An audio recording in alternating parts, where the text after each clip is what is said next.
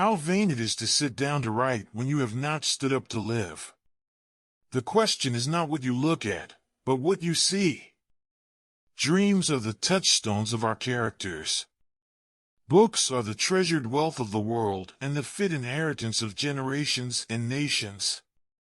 Do not be too moral. You may cheat yourself out of much life so. Aim above morality. Be not simply good, be good for something. All good things are wild and free.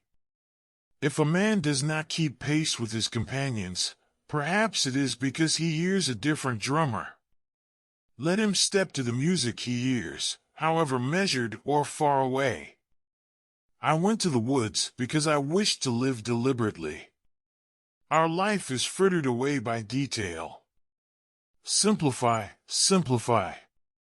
The greatest compliment that was ever paid me was when one asked me what I thought, and attended to my answer.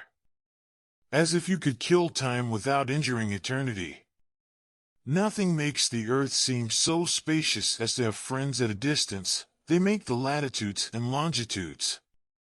I was not born to be forced. I will breathe after my own fashion. Let us see who is the strongest. Things do not change, we change.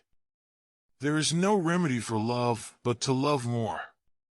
Our truest life is when we are in dreams awake. The cost of a thing is the amount of what I will call life which is required to be exchanged for it, immediately or in the long run. Not till we are lost, in other words, not till we have lost the world, do we begin to find ourselves, and realize where we are and the infinite extent of our relations.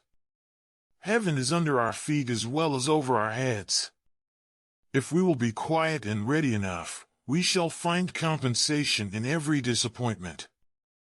A man is rich in proportion to the number of things which he can afford to let alone. Every generation laughs at the old fashions, but follows religiously the new. All men want, not something to do with, but something to do, or rather something to be. An early morning walk is a blessing for the whole day. Could a greater miracle take place than for us to look through each other's eyes for an instant? How many a man has dated a new era in his life from the reading of a book? It is not worth the while to let our imperfections disturb us always.